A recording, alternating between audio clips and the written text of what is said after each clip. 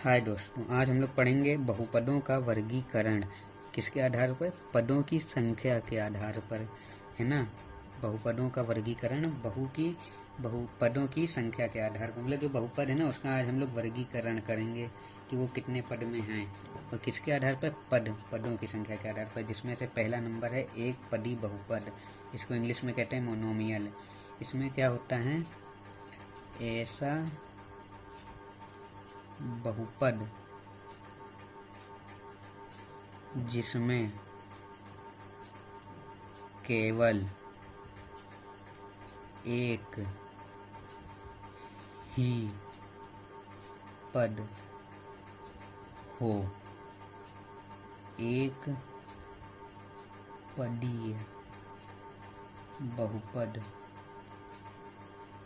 कहलाता है। इसका मतलब है कि जैसे कोई ऐसा बहुपद जिसमें केवल एक ही पद हो तो वो क्या कहलाता है? एक पदी बहुपद। जैसे कि एग्जाम्पल ले लेते हैं 6x³। इसमें कितने पद हैं? एक पद है ना, इसलिए ये क्या है? एक पदी बहुपद है। और हम लोग दूसरा एग्जाम्पल ले लेंगे जैसे 2x²। इसमें भी कितने पद हैं? एक पद है, इसलिए यह इसमें संख्या तो दो है ना, पर ये पद एक ही माना जाएगा। जैसे कि हो गया एक x, ये भी एक पदी बहुपद है। और क्या हो गया 6x, ये भी बहुपद है। बाकी जितने भी है ना एक संख्या, वो सब एक पदी बहुपद होती हैं। और बाकी हम लोग दूसरा नंबर ले लेंगे द्विपद बहुपद। द्विपद बहुपद, इसको इंग्लिश में कहते हैं बाइनोमियल। क्या कहते हैं? बाइनोमियल, बिनोमियल भी कह सकते हैं ना। इसमें यही कहा जाता है ऐसा बहुपद जिसमें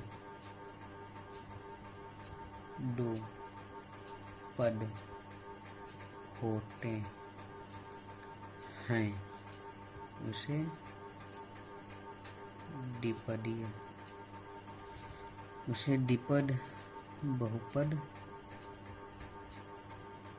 कहते हैं, है ना। इसमें ये होता है ऐसे बहुपद जिसमें दो पद होते हैं। जैसे इसमें एक पद था, एक में दो पद होते हैं, वही द्विपद हो जाते हैं। जैसे कि एग्जाम्पल ले लेते हैं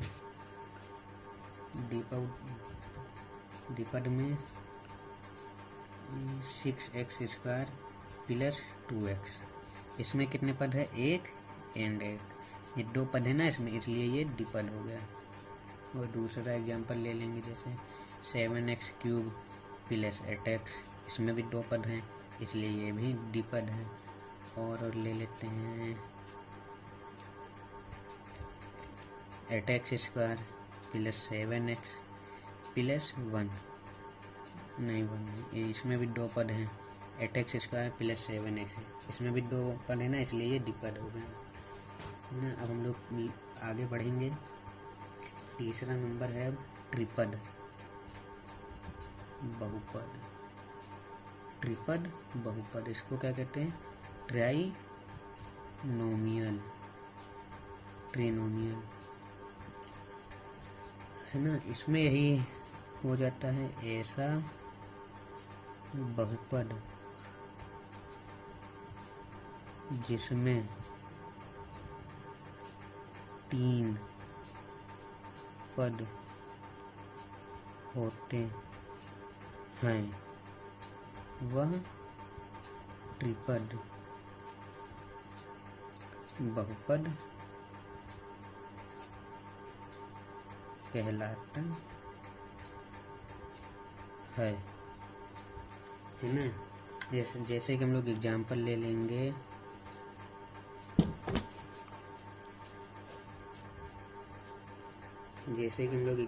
लेंगे इनमें तीन पद होते हैं, इसलिए 6x² +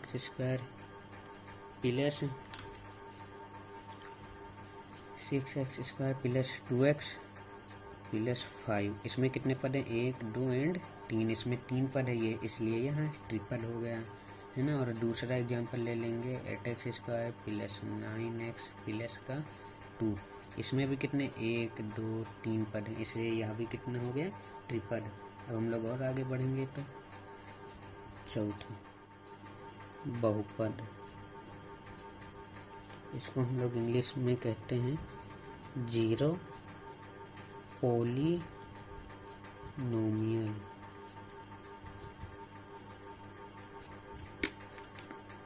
इसको हम लोग इंग्लिश में कहते हैं जीरो पोलिनोमियल। इसमें क्या होता है, इसमें ऐसे बहुपद जिनमें सभी पदों के गुणांक शून्य हैं, मतलब कि पद नहीं गुणांक, जैसे हम लोग समझाते हैं। इसमें ऐसा बहुपद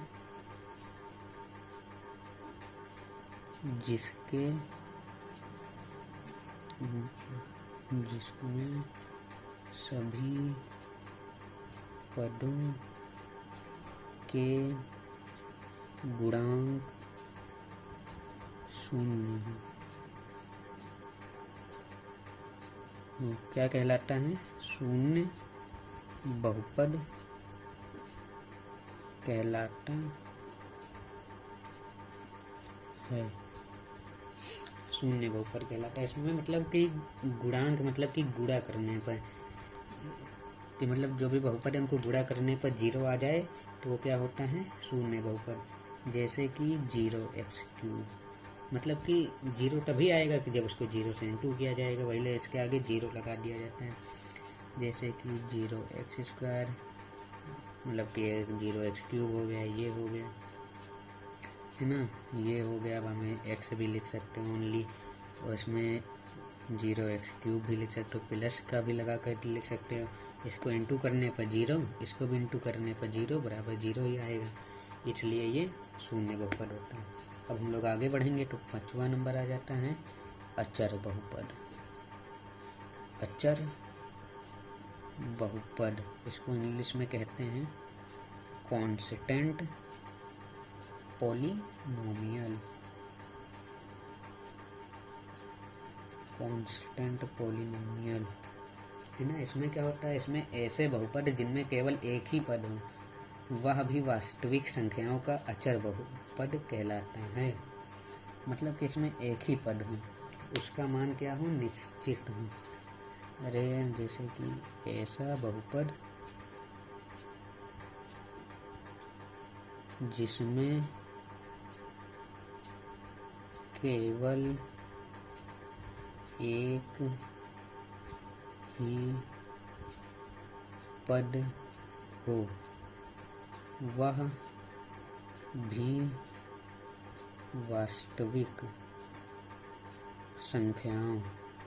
वह भी वास्तविक संख्याओं का अचर बहुपद कहलाता है। एग्जाम्पल हम लोग ले लेंगे, जैसे कि एक हो गया 2।